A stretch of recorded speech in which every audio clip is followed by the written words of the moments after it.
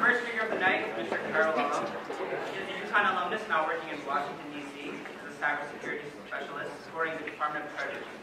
He is also associate at AWARE, which stands for Always Wanting to Receive Education. It is a mentorship program for high school, collegiate, and early career professionals, helping them navigate and discover their career paths while keeping true to their faith and academics. We begin now.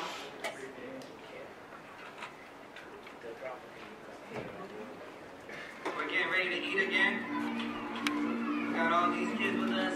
Say hello. Hello. Hello. You're waiting for their food. Hi. Hello. How are you? I'm good. Alhamdulillah. Yeah, they're going to get ready to eat. They're going to get some energy, inshallah. They're going to continue on praying, reading. Alhamdulillah. So again, just to remind you, I'm actually at the biggest camp for the Rohingya refugees right now, with over 800,000 Rohingya refugees here. There are so many camps, but Kutupalong is one of the biggest.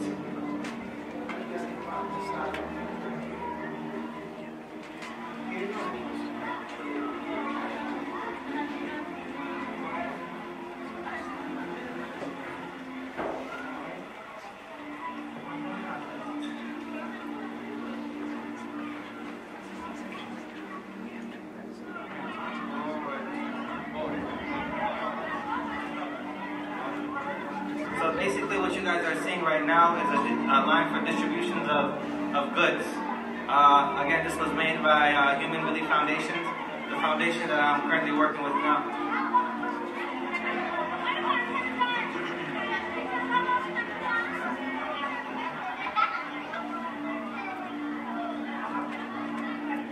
Help the Needy is actually the local NGO that Human Relief Foundation is connected to. So they're working side by side. Alhamdulillah.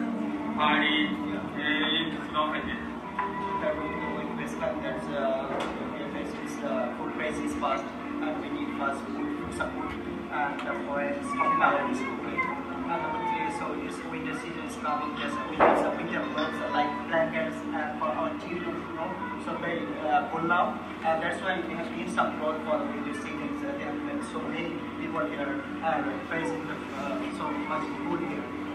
Assalamu alaikum. So currently, where I'm standing right now, in Kutupalong, you would not believe that there are actually, and there has been, times where elephants came and rammed the place and killed many people, many children, many adults. They come and they destroy everything. I mean, just think about the situation, how dire it is, that these people have to worry about elephants coming and stepping on them.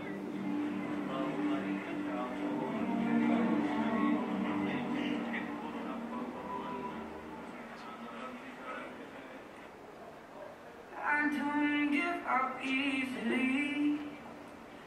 This is making it hard to breathe.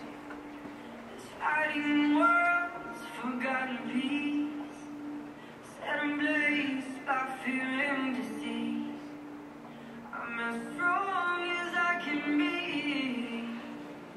and I'm trying to see clearly through all these blurring tears. I see the smoke is getting near. Fire. This world is on fire. Fire. Won't you put out the flame? Fire. This world is on fire. Fire,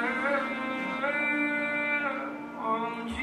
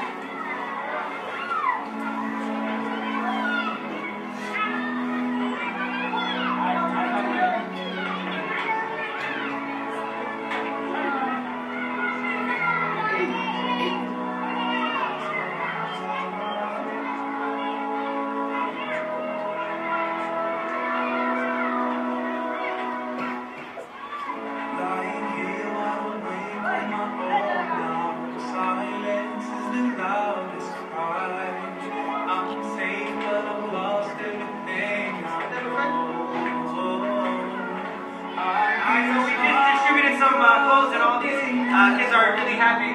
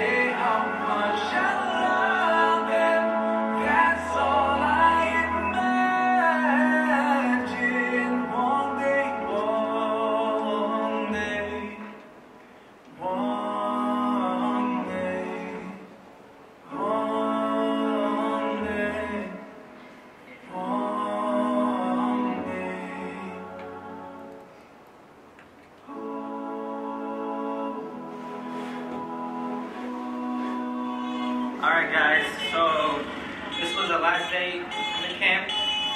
We're heading out.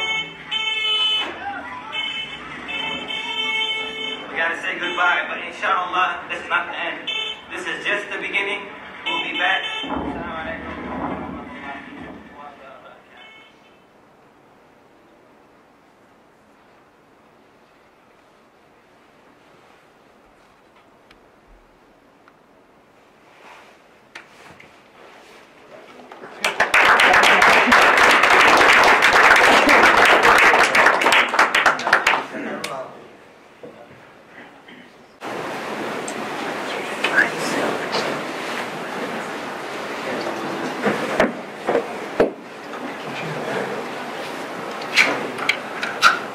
Everybody okay? I think I heard some tears. So, alhamdulillah, praise our to God. We praise Him, we seek assistance from Him, we seek refuge with Him from the evilness of our own souls. And whomsoever God has guided, no one can misguide Him. And whomsoever God has left astray due to his own arrogance and haughtiness, no one can guide him. I bear witness and testify that God is the only God we worship. And I bear witness to all the prophets starting from Prophet Adam, Prophet Noah, Prophet Abraham, Prophet Moses, and last but not least, the seal of all prophets, Prophet Muhammad sallallahu alaihi wasallam. So, I'm really blessed to be here. I not know they're going to see my screen here, but that's fine. Just in case you guys forget. And one good thing is that you don't have a 6 Muhammad Islam, so that was getting a little confusing. I'll tell you a funny story before I start. I used to work in a behavioral health unit in a hospital. And one of the patients one day ran up to me with her fist up, believe it or not.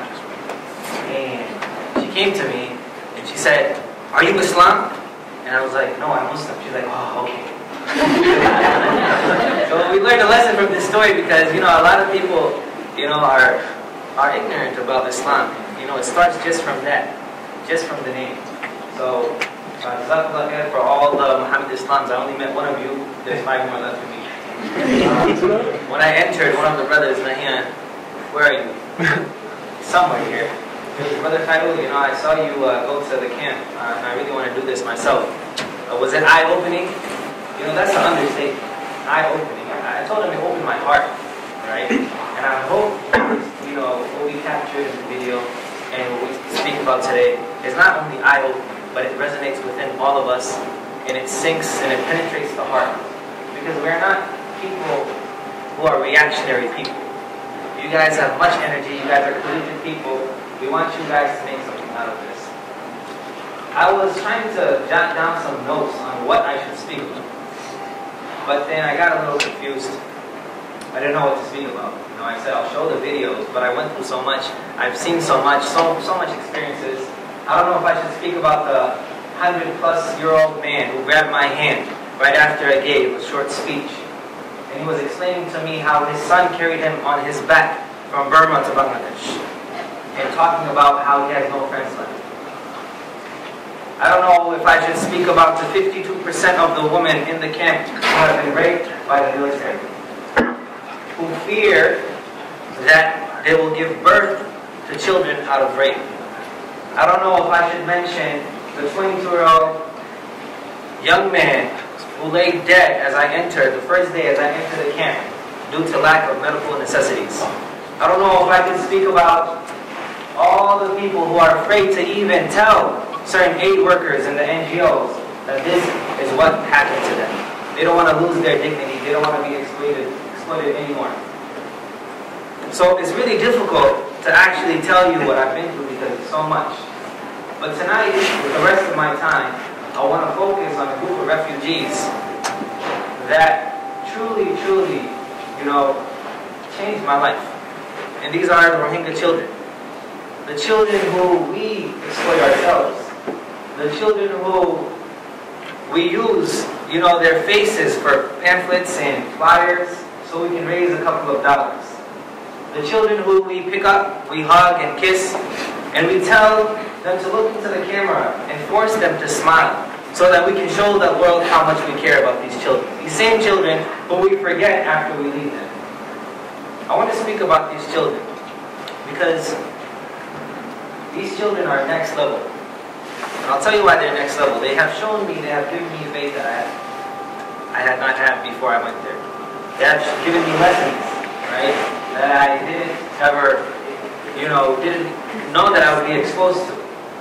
As soon as I entered the camp, I looked to my left, I saw children. I looked to my right, I saw children. I looked ahead, I saw children. I looked behind, there were children following me. And I asked the leader, one of the camp leaders, you know, can you explain what's going on over here? Like, where are these children going to? And he said to me, Brother Khairul, let me tell you, most of these children, as the UN stated, 40,000 out of 300,000 children are orphans. He said most of these children, they wander around in the day. They pick and choose which camp they want to go to. They enter the camp, and if the family accepts the mother and the father, it accepts the ones who have lost their own children, and why would they not accept these children? When the father looks at this child, this girl, and it reminds him of his own daughter. When the mother looks at this young kid, and it reminds her of her own lost son, why would they not take these children in? So he said, Brother Khairul, these children go from camp to camp, from tent to tent. They go at night and they leave in the morning. And this is how they survive. And then I asked them this question, where do they go? And the irony is that Allah subhanahu wa ta'ala in the Quran, He talks about the oppressors in chapter 81 verse 26. He says, فَأَيْنَ تَذْهَبُونَ? And he's talking to the oppressors, to the tyrants, who utilized, abused these children. فَأَيْنَ تَذْهَبُونَ? Where will you go on that day, on the day of judgment, when every single one of these children will get their rights? On the day of judgment, when every single child will be reunited with their parent. On the day of judgment, when the oppressor has no more excuses. فَأَيْنَ تَذْهَبُونَ? This is the question I asked the leader. Where are these kids going?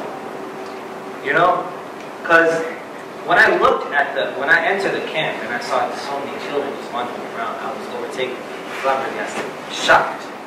I was like, okay, which part of the camp are you taking me? Right? Because I want to stay right here and I want to see what I can do. And where I went to, Madorso, is Kutubalon, right? It's one of the camps, 800,000 refugees. And I thought to myself that I just want to work with these kids now. And this is actually one of the things that I regret the most. We worked on about 6 to 7 projects. We did dry food distribution, as you saw. We distributed blankets and sweaters. We did tube wells. We did showers for the women who are there. We did bathrooms. We did a lot of good work, alhamdulillah. All praise be to God. But because of that, I wasn't able to actually spend quality time with these children. And so, here's another aid worker who goes for a week, hugs and kisses, distributes food to the children, smiles at them, and then he disappears. He disappears to a world whereby these children are forgotten on a daily basis. I want you to truly reflect about this. If tonight we were to lose our iPhones, if tonight we were to lose our iPads, our laptops, if tonight we lost our jacket, our coats, imagine how you'd feel. Some emptiness while you go home because you couldn't find that materialistic thing that you have a right to ownership to, rightly so. But now imagine about the mother who loses not one child, not 2, not 3, not 4, who loses her husband, her mother, her father, who loses all her brothers and sisters. Imagine that mother. Imagine that mother. So this truly makes us internalize what's going on in the camp. And it's just overwhelming. And I mentioned before that some of the women are actually afraid to even say anything because they fear exploitation. Because you see evil everywhere. It is not only military. Some people have selfish, ulterior motives even when they're helping. And wallahi, by God, even to help people, you need God's grace and mercy. Because there have been so many people who went independently to this camp, right, with good intentions, but they couldn't do what they wanted to do because their methodology was wrong. They weren't connected to any local NGOs. There are so many people who get arrested if you stay after 5 p.m. because it's so dangerous. There's no electricity whatsoever. So these children, when I spent a little time with them, when I learned about them, kept on reflecting on the Prophet, peace be upon him, Muhammad sallallahu alaihi wasallam. He was a man who was always connected to children. He, peace be upon him, he said once in an authentic narration that anyone who takes care of an orphan will be like this on the day of judgment with me. He was looking to his companions and he was saying this to indicate how close a man or a woman will be if they help out these orphans. I'm not here to give a fundraiser or collect money from you. I'm not here to do that, right?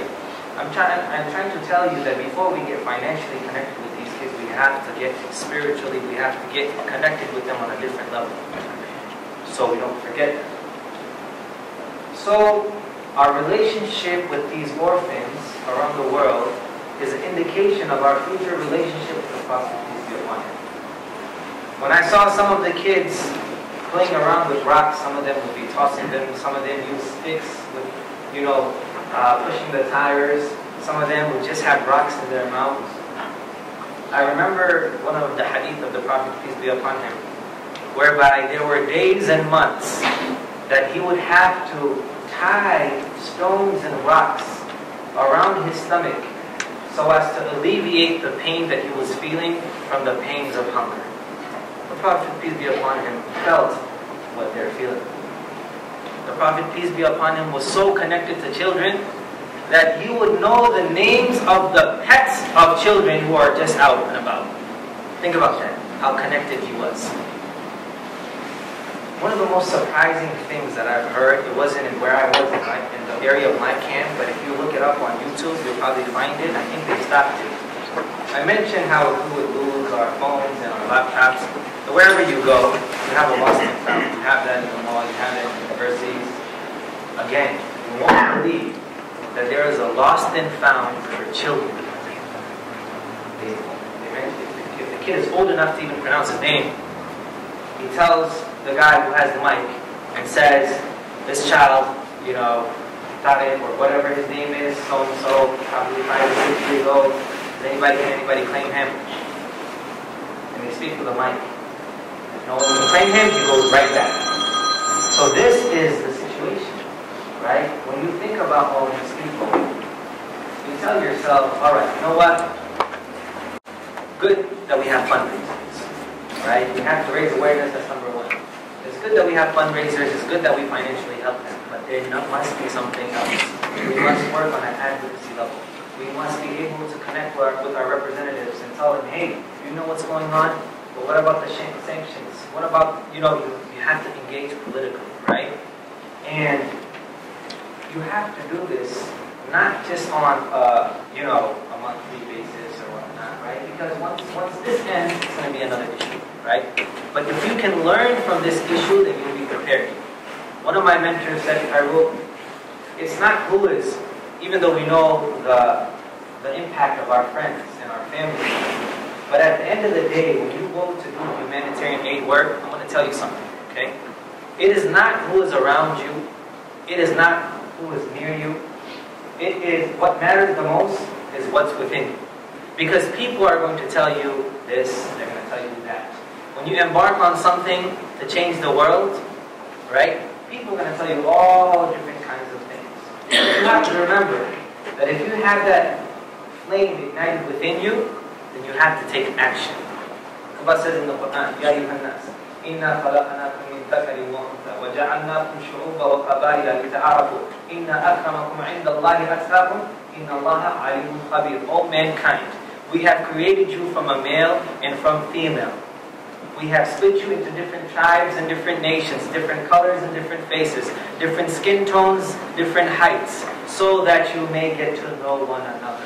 Not oppress one another, not be angry at one another, not fight one another, so that you may get to know one another. Indeed, to God, the one who is best is the most aware and God conscious. Indeed, He is all-knowing, all-aware of what you do. See, God understands and sees what the oppressors are doing, but He also understands and sees what we are not doing. You guys understand that? So I don't want this night, inshallah, I know there's a lot of serious faces and stuff, but I want you guys to truly internalize my experience. I wish I could take every single person here with me again, right? But due to many reasons and concerns, we're not able to do so. But if you spend a week or two, if you work at a political level or just raising awareness and trying to do, you know what, they just passed a sanction today, and I'm sure the professor will talk about it, right? And it was, you know why? What the main reason was? People were just calling in. They were calling their representatives, right? And what's our representative? Who was my representative? All right, well, we can find out, right? We can find out. We got Google, right? So I don't want this to be just like a fading experience, you know, a heightened sense of motivation, and then when we go home, all right, that was nice, the food was good, you know, so we were physically nourished, but we weren't spiritually nourished, okay? So, have faith in God, okay? All right?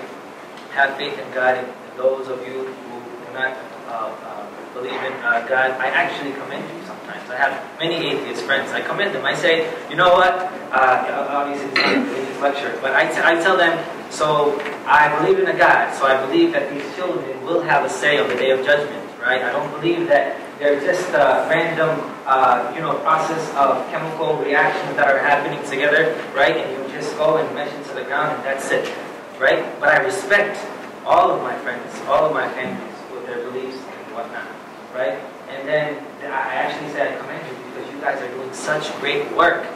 What are you working for? And they say, yeah, you know what? We're working for humanity. We're working for a good cause, and I commend that, right? So whether you believe in a God or you don't believe in a God, this is an issue of humanity, right? So pray as everything is up to God, but work as everything is up to you. I thank you for this opportunity. Wassalamu alaikum.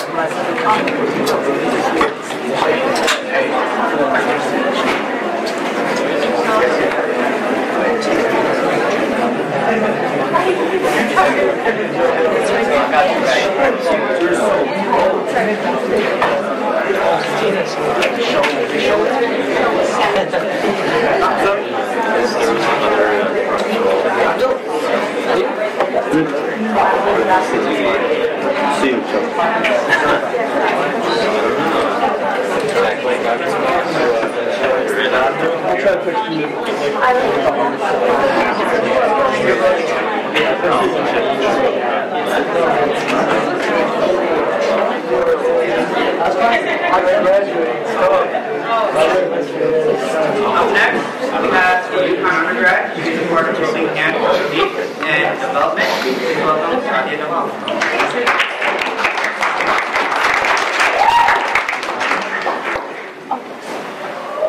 I have like a really tough act to follow. Hi, my name is Sadia. I'm a senior. I'm a representative from Helping Hands Relief and Development. We're a global humanitarian relief and development organization responding to human suffering, the emergency and disaster situations around the world. In addition to our emergency relief efforts in natural and man-made disasters, we also work on long-term relief and development programs to serve humanity regardless of race, gender, ethnicity, class, location, religion, etc. The Rohingya people have been facing a style of genocide. The UN calls this case textbook ethnic cleansing. 1.1 million Rohingya living in the Burmese state of Rakhine have faced apartheid-like conditions since 1942. We'll be learning more about this tonight. But currently our programs include providing shelter materials, medical clinics, well water pumps, and food packages. Our emergency relief team is on the ground analyzing the situation to have the most effective aid efforts. To learn more about how you can help, come talk to me after the program or visit hhrd.org. Thank you.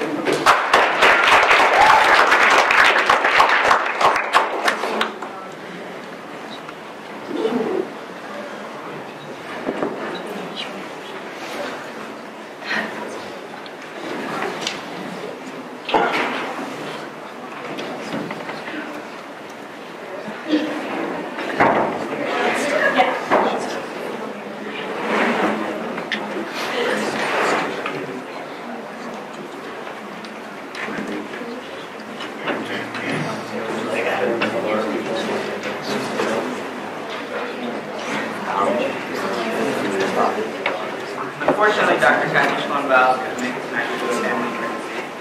So up next, we have our final speaker tonight, our keynote speaker, Dr. Mark Ruling, Professor at Penn State and a Director General of our Islamic Engagement. He's also the founding chairman of the Burmese Rohingya Association of North America. He was born and raised in Rakhine State, Myanmar, where the current violence and genocide of Rohingya people takes place.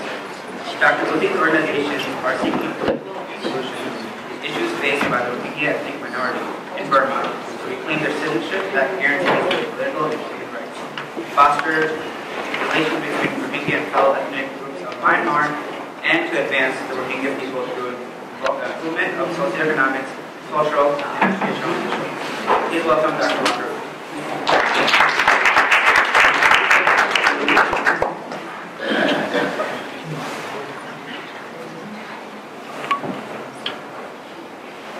Thank you very much.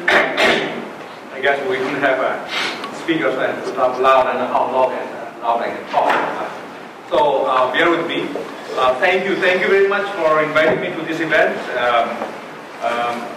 The entire group of Bangladeshi Association and Pakistani Association, and I heard that you have among all the international students. I heard that there's only 2 groups of registered organization on campus. One Bangladesh, one Pakistan. So congratulations, ladies and gentlemen, distinguished guests, students. Today, we the Rohingya people, we the Rohingya people, I am a Rohingya. I was born in Rakhine State, where killing is taking place now. I was born and raised and educated before I came to United States to do my graduate studies. The Rohingya people are facing crisis in a historic proportion. What's happening today to Rohingya people, my people, has never happened in the history. Never happened. In killing fields in Rakhine State, we call it Arakan. I will tell you why I call Arakan. The slide will come in a minute. Rakhine State is there, created name by Burmese military. Tremendous amount of motive in it, Rakhine State. Today, international news media, everyone they use the term Rakhine State. It is not Rakhine State. It is Arakan. Why it is Arakan? So I will use the word Arakan. That means you know what I'm talking about, right? So today, in the killing fields in Arakan, crimes against humanity committed by the Myanmar government, armed forces, and the Rakhine militia, Buddhist Rakhine militia, is beyond one can describe in few words. Beyond I can describe in a few words. It is humanly unthinkable. You just saw some videos from the camp. My brother has shown you, Khairullah has shown you, but you have not seen what's in the other side of the world, what happens there. On the other side of the world, this is a kind of that heaven for them. When you see what they escaped, 780,000 people have moved, population movement, in a matter of 10 days. In the history of mankind, you have never seen such kind of exodus in 10 days. 780,000 moving from one place to another. You have seen Syria, you have seen Palestine, you have seen Africa, many countries. A lot of refugees, millions of refugees, but it did not take place in 10 days, 780,000 people. 60% of them are children. Imagine, it's a historic proportion, it's humanly unthinkable. It is absolutely chilling, absolutely chilling. I've seen one video this morning. There's a came on my Facebook. It is 5 minutes video. I was about to watch 2 minutes. I stopped. How this can happen in this time and age? It may not have happened in the Stone Age, Ice Age. Human civilization. How can one human being, regardless of the religion, regardless of their faith, regardless of the race, can do to another human? These are animals in Myanmar, in Burma. These are animals. That's what they're doing. I'm stretching. Animals will not do to another animal. So I'm upgrading them when I say these are animals who have committed this sexual violence, atrocities, mass killing. It's just on and on. Ethnic cleansing.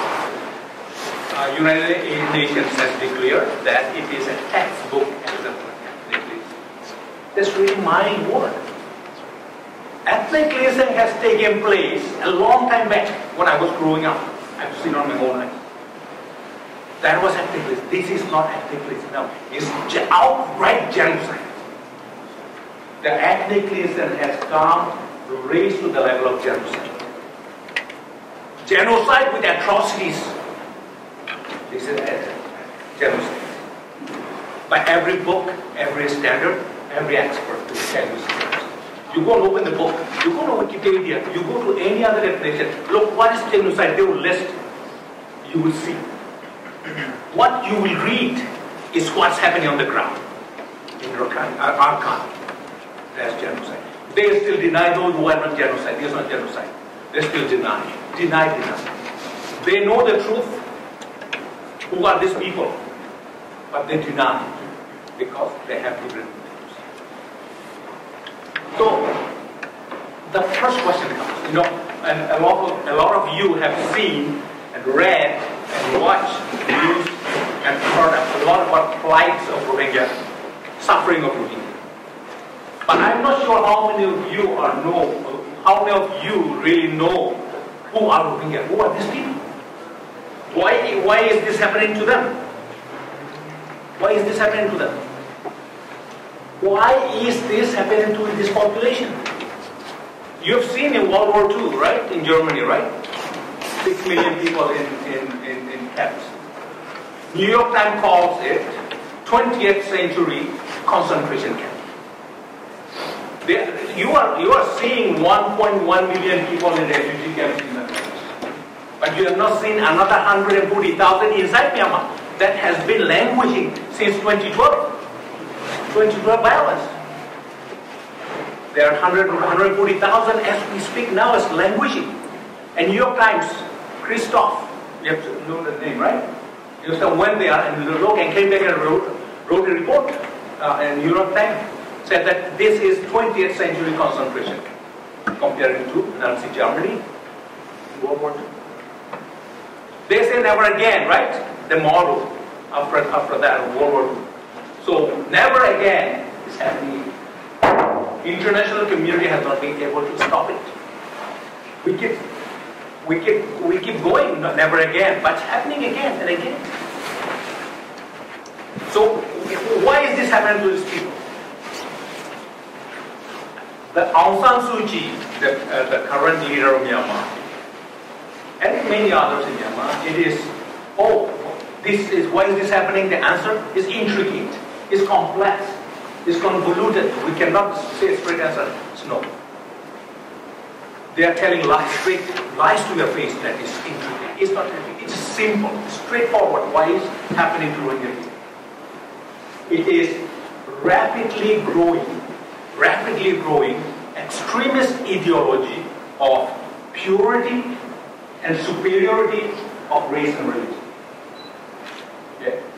In Myanmar, the military, the people, Buddhist people, want to make the country purely Buddhist, and because they feel that the philosophy of Buddhism they have is that this superior religion, their superiority, they want to retain superiority, and they want to clean up anybody, any religion, Christianity, Islam, will put this country. I want to tell you, Buddhist religion is a peaceful religion.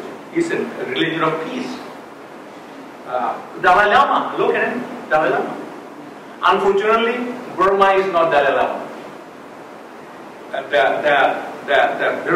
The Buddhist faith went to North China from India. As you know, that I want to give you a history lesson here. In Tibet, is a very peace-loving religion.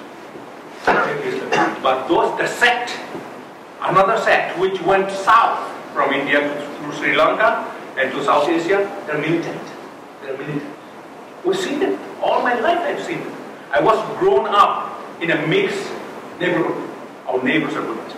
We play soccer with them. We're friends, but it always is. But they got the good name of Dalai Lama. Okay, but they have no respect for Dalai Lama. They have no respect for the real Buddhist religion. Otherwise, they will not be killing like this. So it's rapidly growing ideology of superiority. So, Rohingya people, I want to give a little background to who we are. Okay. Maybe you can get a slide. Wait, I'll signal you. Which one? Rohingya people. Rohingya people are indigenous population of Arakan, Rakhine State. Arakan was a country before. A Rohingya people, you go to University of Chicago, there's a book there, and Francis Buchanan wrote 1799. They are indigenous people of Arakan, Rohingya people. The history book says that. There are a lot of literature available. That's right. So what happened? Rohingya people were living in Arakan long time back, and the Myanmar Kingdom dynasty. A very important point here, people, it's not a history lesson, but you got to know this. Because Myanmar government continuously saying that the Rohingya people are illegal immigrants from Bangladesh. Illegal Bengali immigrants. Time and again. Rohingya people will be very proud to be Bengalis. But they are not. They are not Bengalis.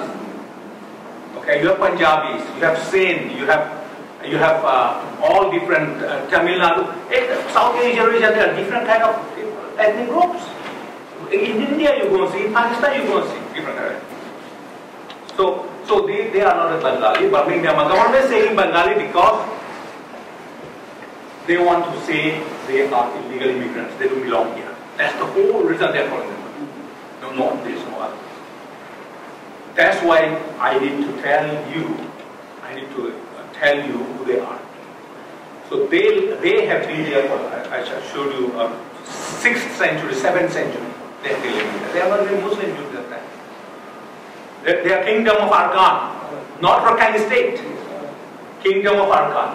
It was invaded by Myanmar dynasty king, 1784. 1784 they were invaded and annexed, made part of Myanmar kingdom, and next country gone, Arakan country gone. Then they were able to rule about 30-40 years. In 1824, British came, colonial period started. So then Myanmar kingdom collapsed. So Arakan was taken by British and whole country was taken by British. The Rohingya people then found peace. They did very well under British time. And then British left in 1948. Then problems started.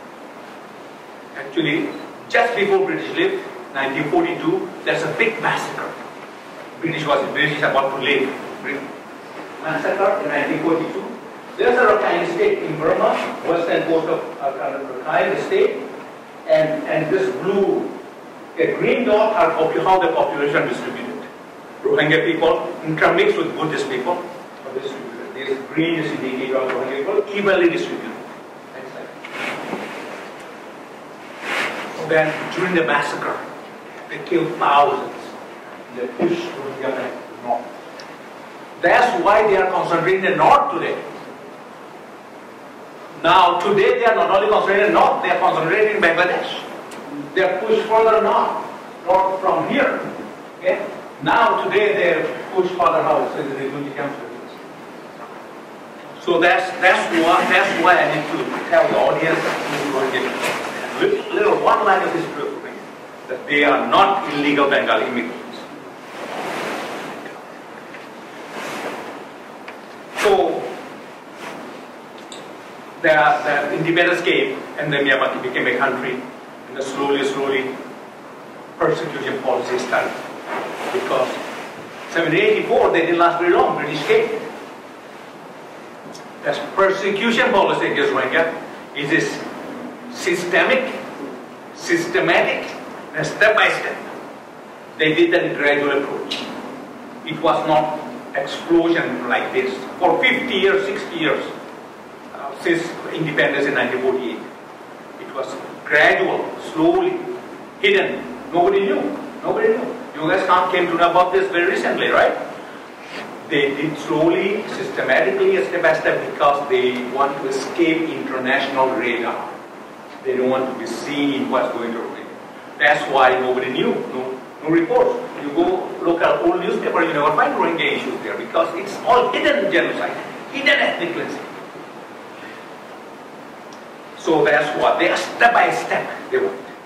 Step one, okay, I'm going to step by step. Step one in this systematic persecution of Rohingya, ethnic cleansing and genocide. Next slide. The persecution. Laundry list of persecution. Not one thing they are going to make. Human rights violations. Restriction of movement. Rohingya people cannot travel from one town to another town in their home state. Their native are gone. They cannot even travel from one village to another village. Restriction of movement. The open sky prisons. Freedom of worship. Right now, as we speak, there's not one single mosque open in our country. Hundreds of mosques, everything is shut down by the locked up by the government. People cannot pray in the mosque. Creative place of worships are all closed down. That's that bad situation. You know, people cannot pray. Education. No education. When I was growing up, we had the opportunity to go to school, limited way, so we managed to get the education. I managed to get the education. But now, they would not let them attend college. Marriage. A Rohingya couple cannot get married without permission from the government. You have to apply to the government and want to get married. The government will give you permission. It's not marriage certificate that you get in the court here. It's different. It is just application for permission to get married. Christian marriage. 2-child policy. Those people who are married, you can have only 2 children. You cannot have more than 2 children. But any other religious minority group in Burma can have as many children as you can. So what does that mean? 2-child freedom. 2 parents. Okay, so population, stop the population. Okay, and then no growth. And then start killing them. Genocide. And on, I'm not going to take too much time. They have land confiscation and other settlement, all that thing. A lot of human trafficking even involved. Government shipping the people to hide in Malaysia. Government forces.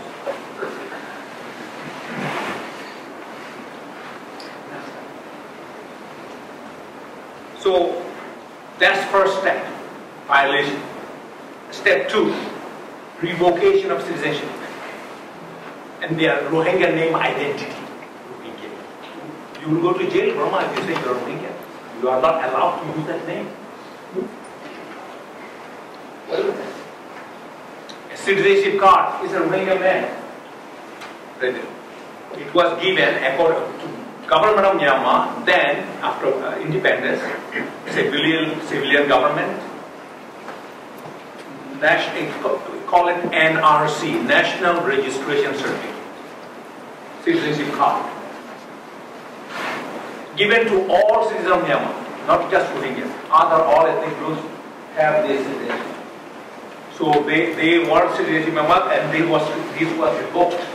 Government has revoked this citizenship card, and instead reissued red card, equivalent to this. But Rohingya people were not given. They are denied. They confiscated all the cards from every citizen of Myanmar, and then reissued them, called a red card, and the Rohingya people were not given red card, but instead Rohingya people were given white card. They call it temporary card. So what was that for? To vote. If they are not citizens of Myanmar, how can they vote? But they give the white card as a citizen of Myanmar, and military give them the white cards so that they can vote. And Rohingya people overwhelmingly voted for militarist party USDP, and they came to power. After election is over, white card is over. They confiscated all the white cards. Imagine how it was done to Rohingya people. Next slide. 1961. The ethnic identity of Rohingya. Now today you cannot speak, you cannot say you're Rohingya, you're not allowed to say Rohingya. Myanmar government tells United Nations, you cannot use this name. Myanmar government told US Embassy that you cannot use this name, and US Embassy released press release that we are going to use this name because they are Rohingya. Myanmar government has the gut to tell United Nations not to use this name. This is, I want to show you this picture because it's old picture, you can see black and white. It was taken in 1961 on July 4th. This here is Rohingya insurgent fighter, Mujahid. On the left is Colonel Aungji, the commander of Rakhine State. So there was a fight going on with insurgency for their ethnic identity, Rohingya ethnic identity. So they made a truce, Myanmar government budged, okay, we make a truce and we will recognize you as a Rohingya. So they recognize as Rohingya, it's documented. And then Myanmar government went and put Rohingya program in the government run radio as part of ethnic minority group. So this is the identity of Rohingya name they have destroyed and they voided it.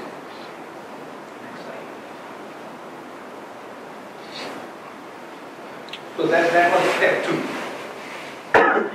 Revocation of citizenship. Now, not only citizenship identity has been destroyed, government is going after any trace of Rohingya, historic monuments, identity, Rohingya heritage. This mosque in Arkan is 17th century mosque. 17th century. You can see ruin. Tree is growing up. Destroying them. Myanmar government is destroying everything which is Rohingya. Not only historic monuments, but also their cultural attributes. Rohingya used to have a lot of cultural activities, games, and the wrestling and all kinds of things. We used to have stage shows, all banned, destroyed. Name identity, mosque and schools. That's like this. And instead what they did, removing schools and villages, this is Rohingya farmland, Rohingya land. Myanmar government brought in Buddhist people from other part of the country and make settlements on the Rohingya land, trying to replace the population. Settlements it exists now. This is Rohingya farmland. Next slide. Violation against humanity. That's what I'm saying. This is what's happening in the Penn State. Had been happening for half a century. It was not under international radar. Look at the old boys, what kind of punishment he's getting. Look at this one. Abused and used. Gang rapes and atrocities usually go on.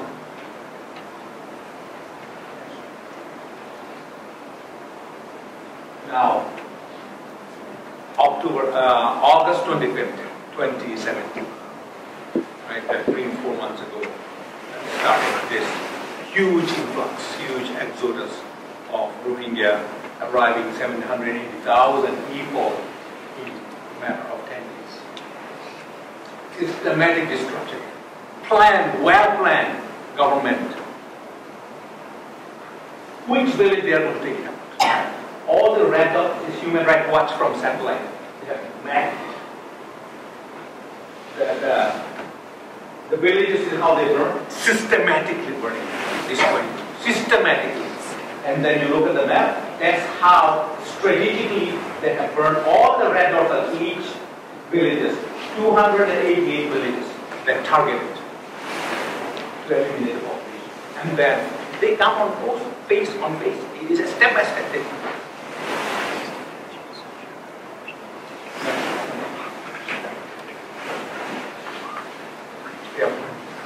People are jumping into the water, trying to cross the river. In the bank. They're watching their home burn. Myanmar military, also militia, local Buddhist militia, they organized to work with them. Look at the people. Both sides of water, in the middle of the strip of land, they're trying to go to Bangladesh. They cannot cross the border. People, the boats still keep coming. The back is the Burma. Both sides of water. That's how the situation was. Next up, please. And they arrived. They escaped and they fled. Bangladesh, look at them, their situation. Elderly women getting off the boat. Let's put ourselves into this situation.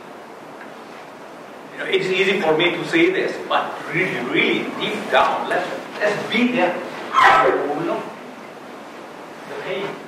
Next time. The women cannot walk anymore. Look at this. Children.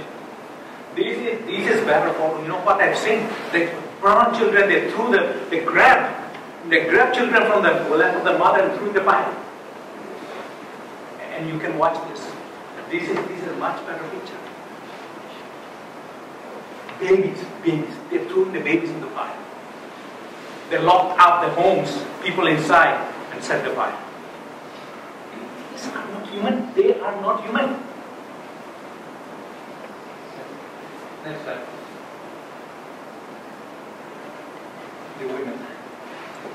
Now on the major victims. They escaped. In the background is the hell there. We see cloud there, that's the hell. They escaped. They are there.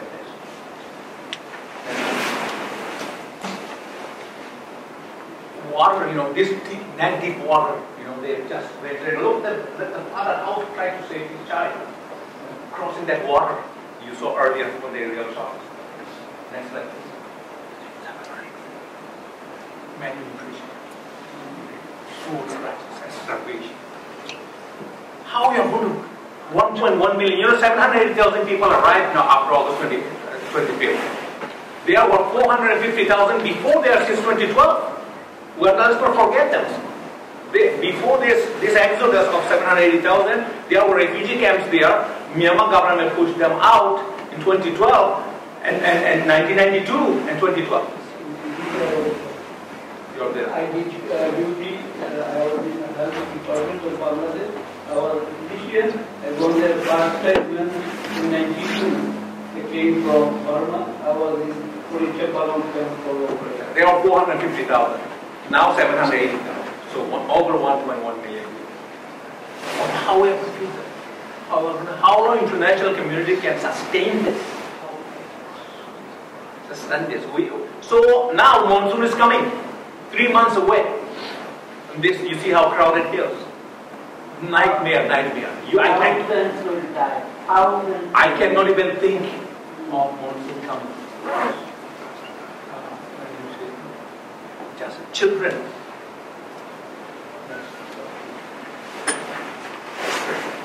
Now come repatriation. Before that, I want to say one more thing.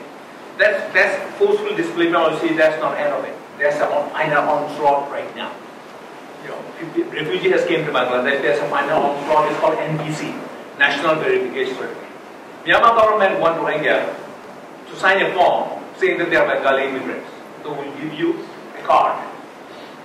Someday you can become a citizen in a best case scenario. If you can become a citizen, you will be class 3 citizen. If, only if. You know what class 3 citizenship is? Not class 1, not class 2, class 3. Class 3 citizenship is a deceptive thing. They have no rights. What if Rohingya people, some of them, in the best case scenario, get class 3 citizenship through this NVC process, it will be basically cementing of the persecution policy of Myanmar government. Legalizing.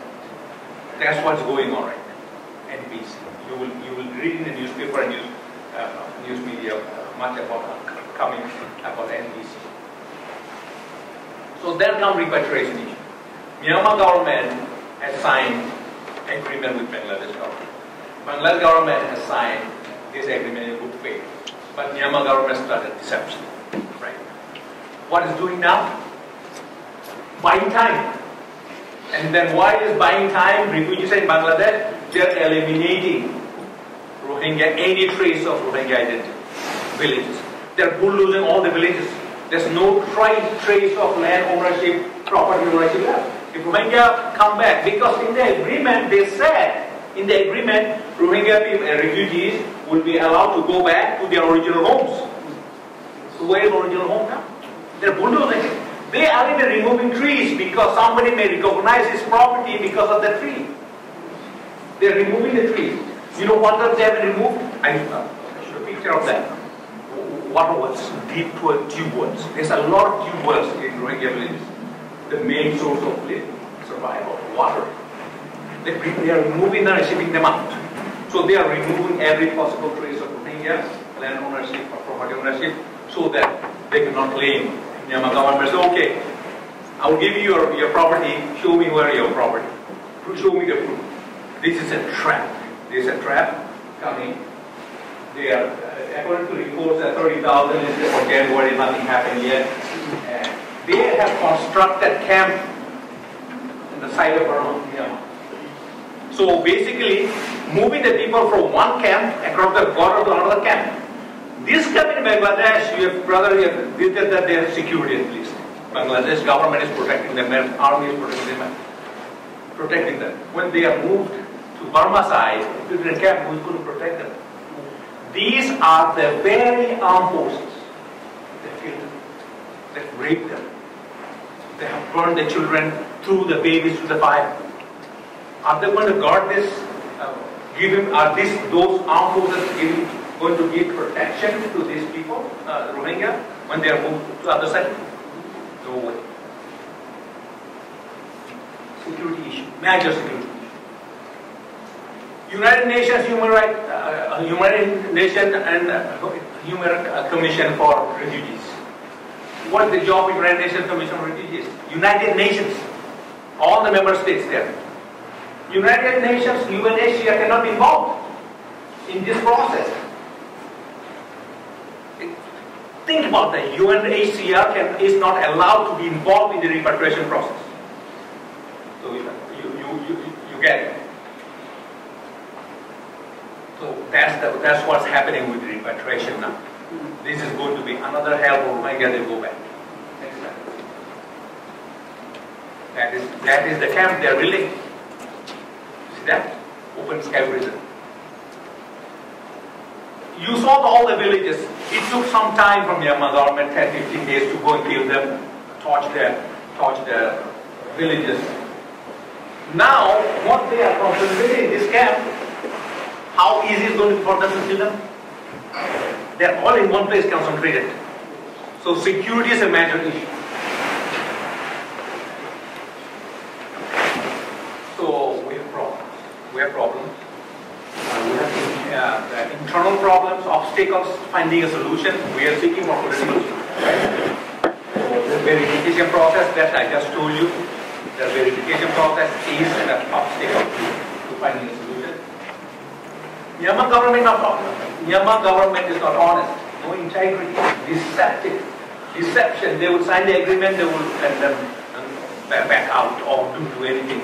Just tell them, we will do this, we will do this. Apparently, deception, no integrity.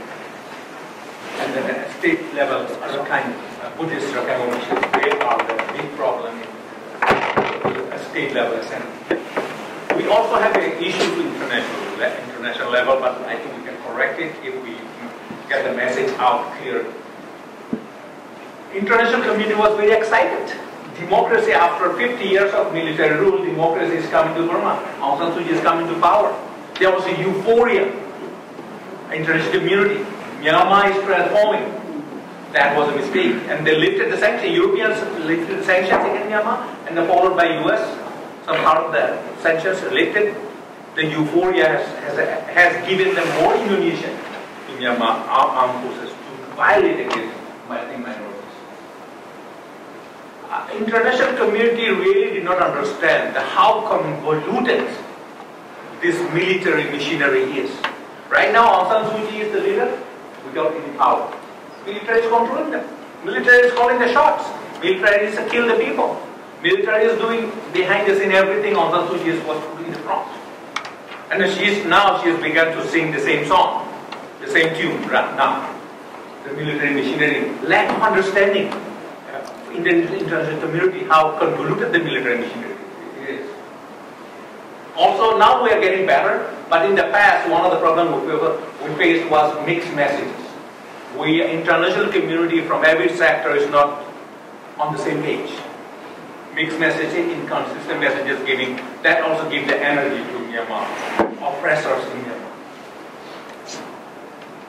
And also, of course, what's happening in Rakhine State, no access. Myanmar government would not give access to media or humanitarian groups, any group. So it's like a behind the curtain taking place, all the killings. ASEAN, Thailand, Vietnam, all these blocks, they're blocking everything you can. Indonesia and Malaysia are the only two countries in ASEAN speaks of it. Now, the question. You have said good things, but there are very bad things happening in the international community. Just China to sell arms to Myanmar, they are cancelling all the bad activities, and the Myanmar, in Bengali, you call it Mogemundu. A country where there is no law, no rule, is called Mogemundu. In Bengali language, there is one word. And that is real Mogemundu. And this Mogemundu is being protected by China. That's why United There's a saying in Bangladesh. Nations There's a saying in Bangladesh that communism is Mogemundu, that is the rule of law. No rule of law. And I want to go to the big superpowers because it's just not that. That's not my objective here, but we have issue security council. You know who is blocking, who is not blocking, you have to figure that out. So now, international level, the question comes, we cry, we shed our tears, you do, hurt, and then we go home and feel very sad, upset, and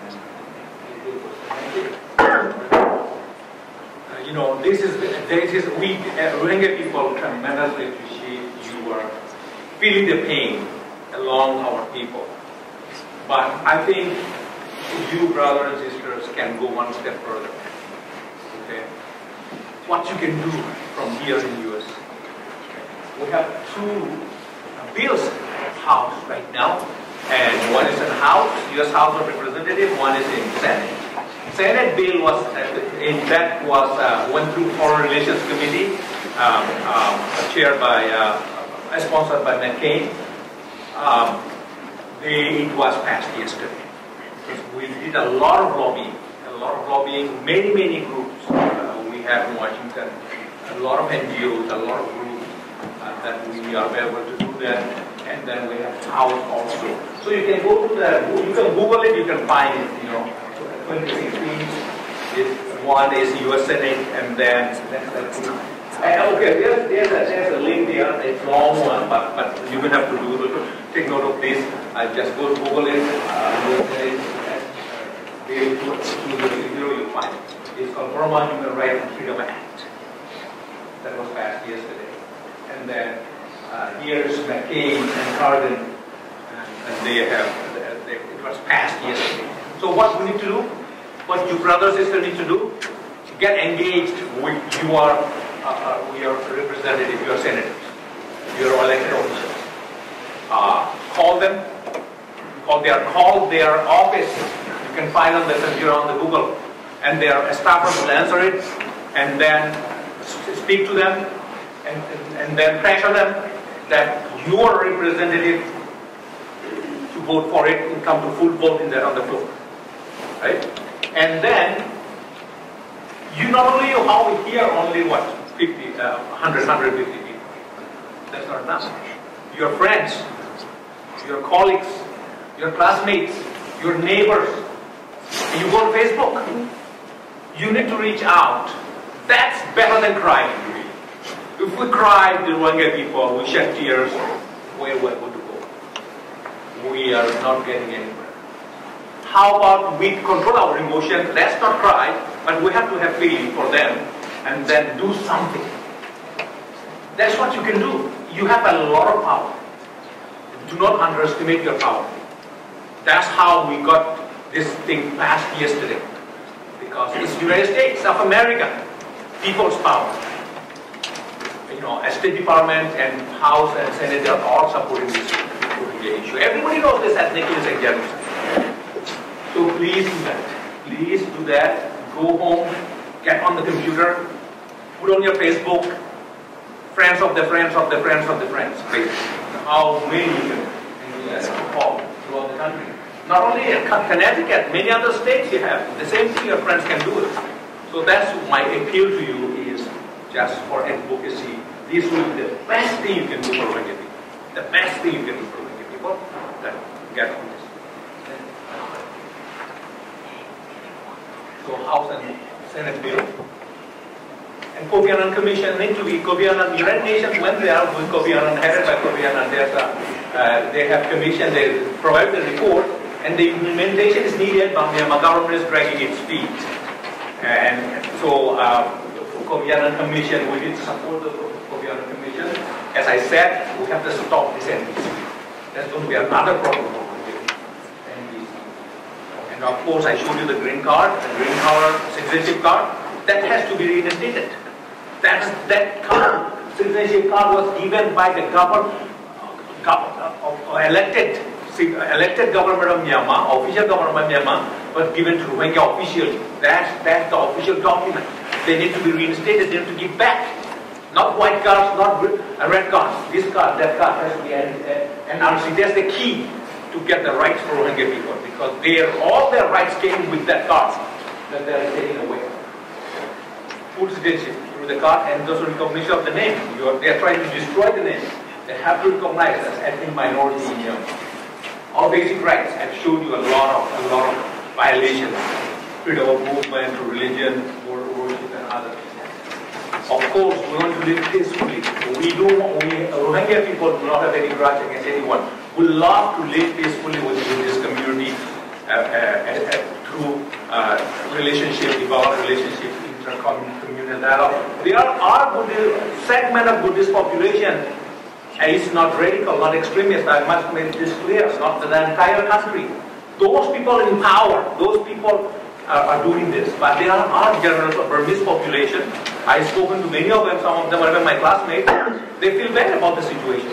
So we need to reach out to those moderate elements in Buddhist community, develop the relationship, engage with them, and give the voice to them. They are voiceless now. They don't have power. If we can do that, then we can live peacefully again. That's what I think that's it. Thank you very much.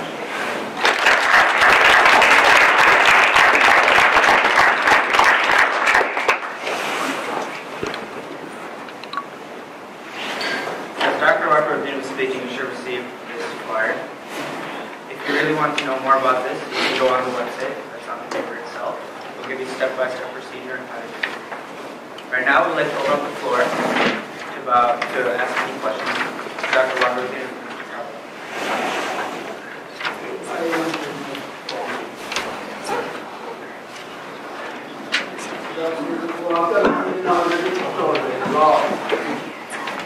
but you should know one thing. What is now Rakhine in Burma or Myanmar was the most prosperous area of Burma. It was known as Arakan State. That was one of the most developed parts of Burma. But systematically, the Burmese government, especially army, they were afraid of these Rohingya because they were the most advanced group, ethnic group in Burma. Educationally, economically, socially, they were the most developed. Even they contributed he has shown you that the historic building, art, architecture, in everything, the Rohingya people were leading, Rohingya Muslims. But they were afraid of it, and they systematically tried to extinguish a ethnic group.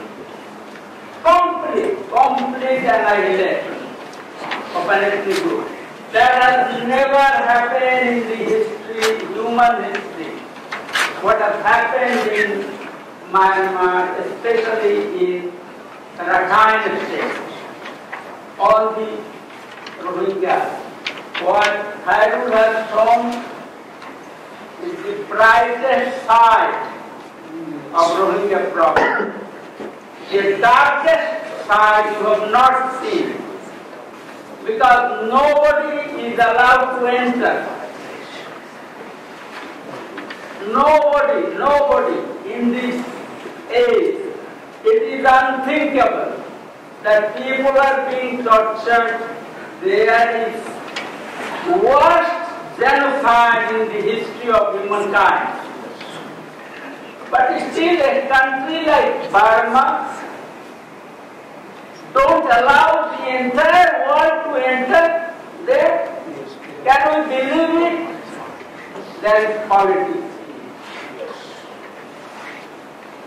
And that politics is connected with, because most of the people there are Muslims. I tell the truth.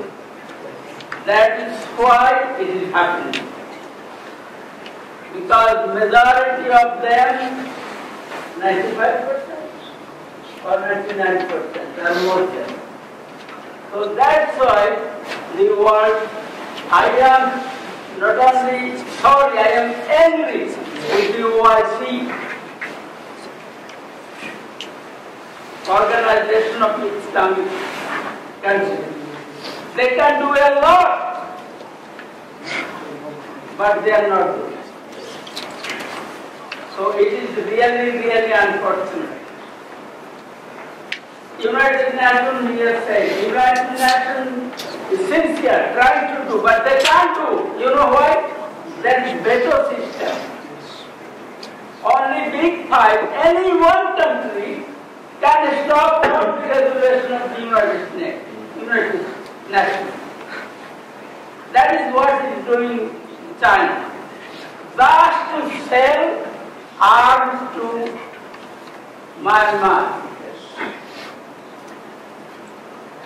That is, can we believe it in this world? It is happening. Okay? I told him that perhaps you don't know, we have a word in Bengali language, Moger Mullu. Those of you who are Bengali, you know the meaning of Moger Mullu. A country where there is no rule, there is no law of justice. Yes.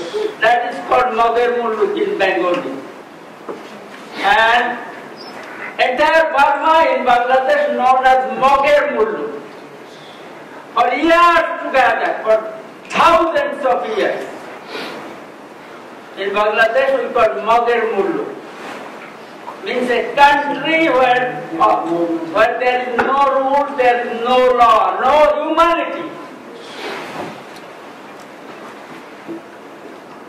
It is a shame for the entire world.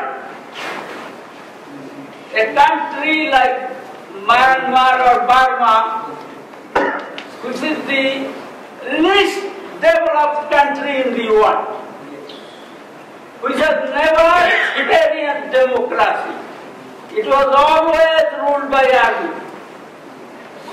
And that country is not allowing the entire world even to see what is happening on an ethnic group. Can I believe? Can you believe? We can't believe it. It is sad. It is shame for entire humanity. What has happened to the Rohingyas in Myanmar has never happened in the history of humankind. That has never happened. I don't know that will ever never happened in this world. Children were thrown on fire. Hundreds, thousands of children.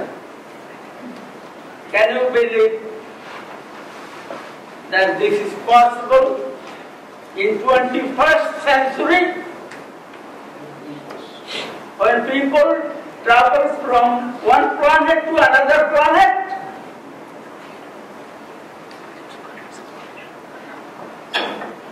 it is shame, I say, a shame to tell that I am a human being. I'm sorry.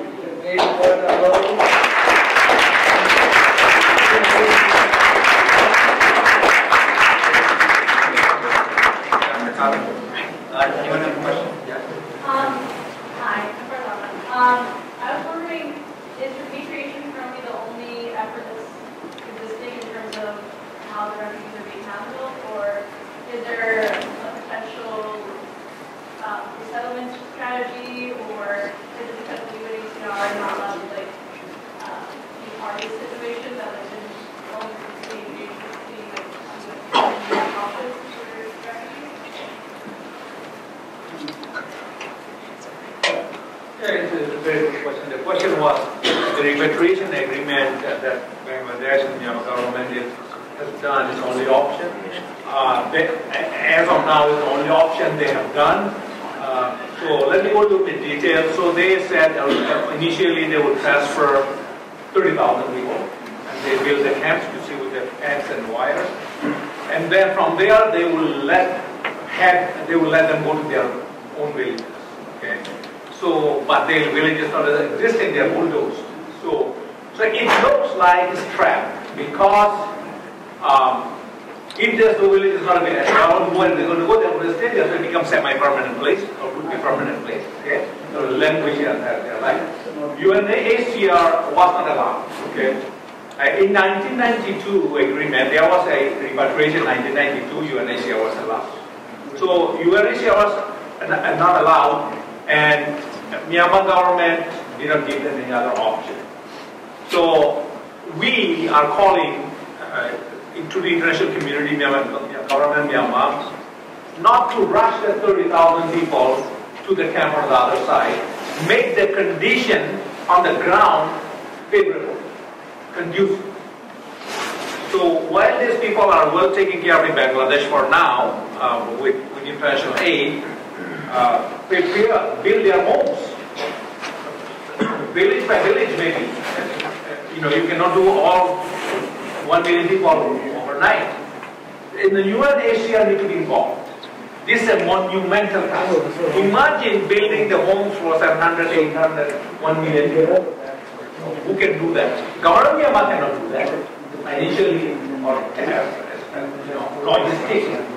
So United Nations and international agencies, a lot of countries want to donate, want to set international relief organizations, development organizations will go there, build those villages, and then people can go. That's the real option.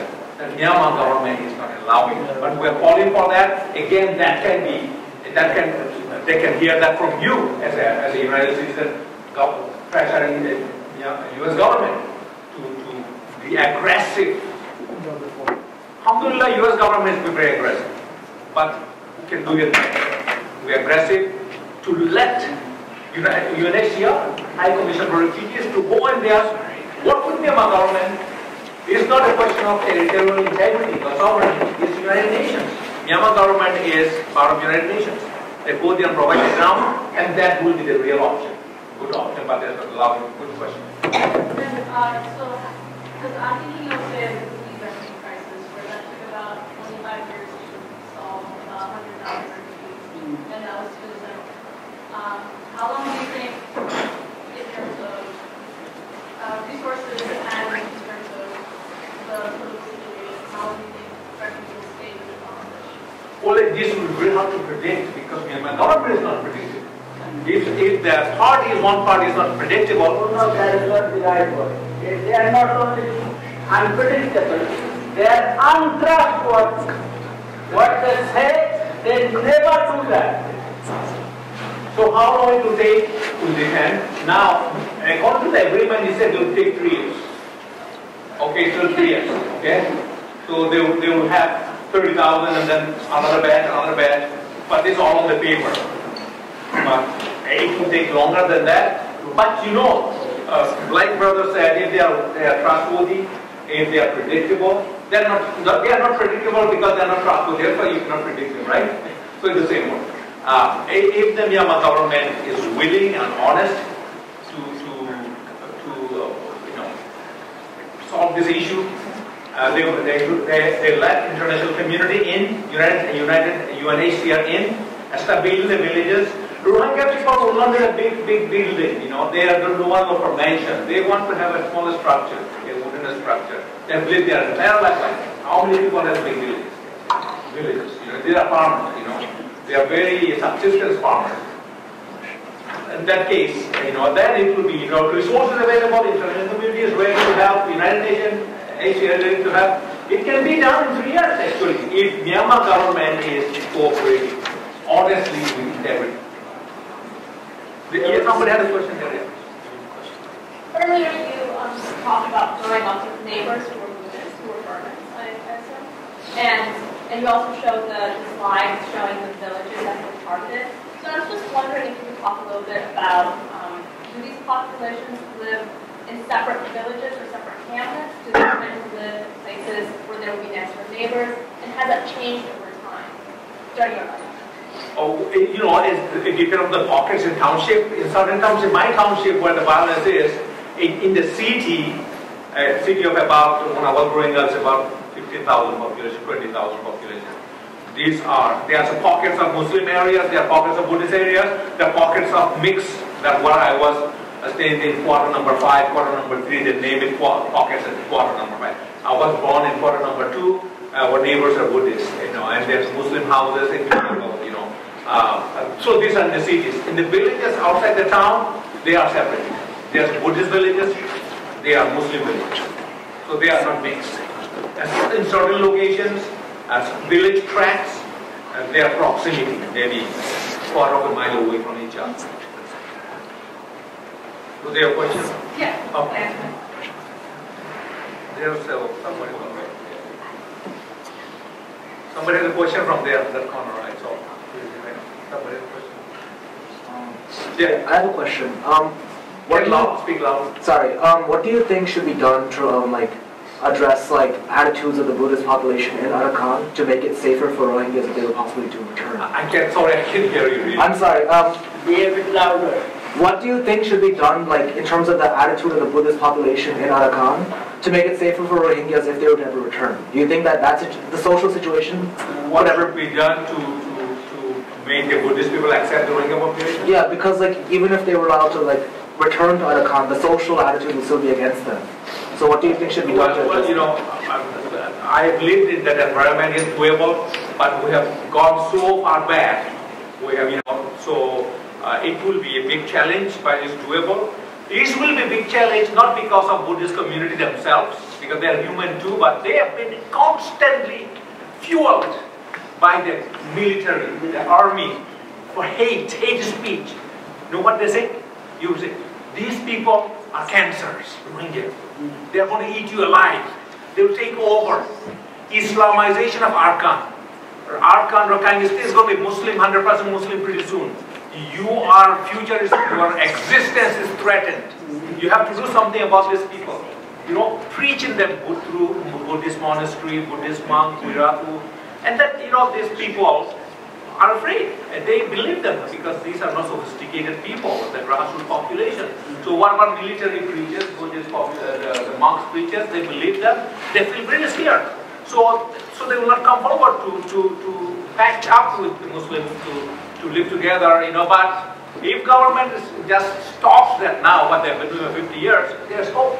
There's hope we can reach out because they are, as I said earlier, there are significant segment of population that want peace, coexist, live together. They know that we are not a threat. They know what military is making is as a threat so that they can eliminate the population. So the Buddhist population will not. That's why they build militia. And the military is not enough. to assault Rohingya villages. They created militia, not because they have short of manpower, but they are part of injection of the hate philosophy in the community by creating militia. Is it true for entire Myanmar? No, it is not. It's not true for entire Myanmar by and large, but it's very true for Arakan. But it has spread beyond Arakan now, and it's happening in more other parts of Myanmar also. Not to this extent what's happening in Arakan, because Arakan is a concentrated Rohingya population with identity, with culture, with tradition, with a strong religious belief. These are devoted Muslims, and they have some people identify characters. They have their own land. So we have grassroots. Not like other part of Burma, they are kind of mixed and they're the floating population. So that's why the Rohingya people are targets because of their identity and their grassroots, their own state. They are not Northern Arakan state. When I was growing up, we were 95% Rohingya. Now probably 70. Now right now, because of refugees in Bangladesh, maybe it's not even 50% now. More than You know, we had a Northern Arakan state. I showed in the map had a high, very heavy 95% Rohingya at that time when I was growing up. so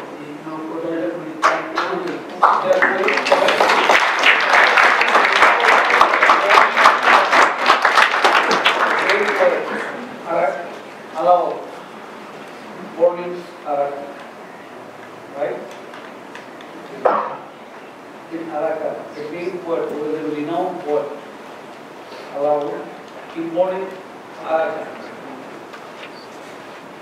Alright guys, so I think there's actually, because I saw some hands that are being raised up, but then I guess it went down because they probably thought they're never going to get picked on. But, so I want to actually address a bit of your question because alhamdulillah, you didn't do that. But, we're thinking about what we can do with the Buddhist people, over in another country. We got to work in this country, right? People don't know who we are. I used to give dawah in the middle of campus with my friends, and and people used to think that we worship Muhammad, right? We can do a lot of stuff, but we got to start here. He told you guys have a lot of power. You have a lot of power. Trust me. Don't underestimate any of the power you have. You have social media power. You're collegiate. I always tell my friends that college years were the best years of my life. Why? Because you're able to engage with people who are open-minded, okay? So we have to engage in our classrooms, with our teachers, with our professors, in the middle of campus, in the student union, wherever you go, right? So that's of course we need to work, and we've heard that, the ideologies he was talking about, this is real stuff. I felt like, even though going to the camp, that I felt like he was reading off a script for some movie. Didn't we feel like this is like unreal? But this situation is so real, right? So again, that's why, and again, I learned so much from him. But we can't just go home and be like, all right, done deal, that's it. We have to work here. You guys have so much power. You just need a little group of people, and you need to just raise awareness. And that's the best you can do here before we change attitudes across the world. And this is a point. You know why this has everything to do with whether you're Muslim or not?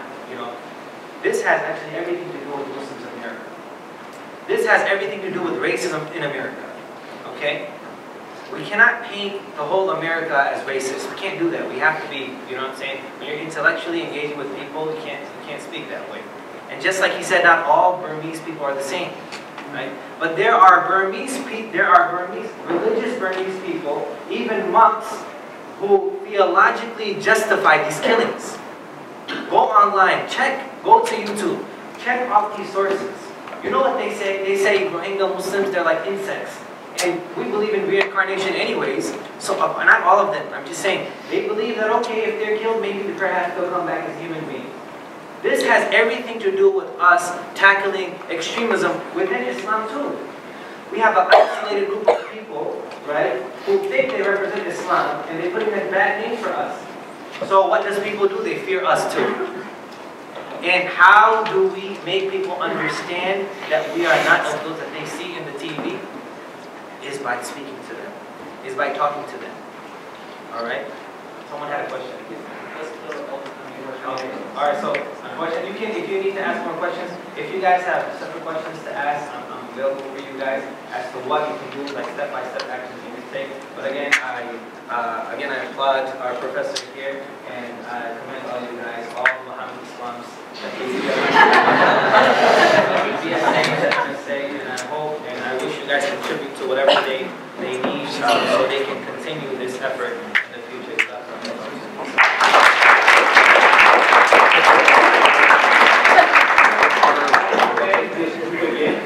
That for their innovation, their creativity with their organization and organizing these young kids. When I came to the United States many years ago, I was their age. I was doing undergraduate studies. At that age, I was going to college in the US. I really didn't know what to do. I didn't have any clue what to do. Look at these guys now. What a contrast between me and them. Thank you. Yes,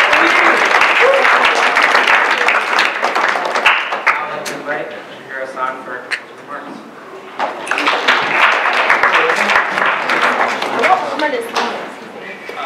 First of all, I'd like to thank all of you for showing up. This is a very important cause, and we all need to become more educated, more active individuals in our communities. I'd like to thank speakers for coming out to speak, and I would like to thank the rest of the BSA board for putting together this beautiful event, and our advisor as well, the clique. You guys all got to know it pretty well today. It's not often that we get opportunities to really come together as a collective and talk about issues that really matter in our community. And I'm really thankful that we got this opportunity tonight. And I want to encourage you all to continue to do work to advocate. If you can't do any actions to help the Rohingya people, speak out for the Rohingya people. And if you can't speak out for the Rohingya people, at least keep them on your mind so that you can continue to do good work. Thank you all for coming up tonight. Have a wonderful day.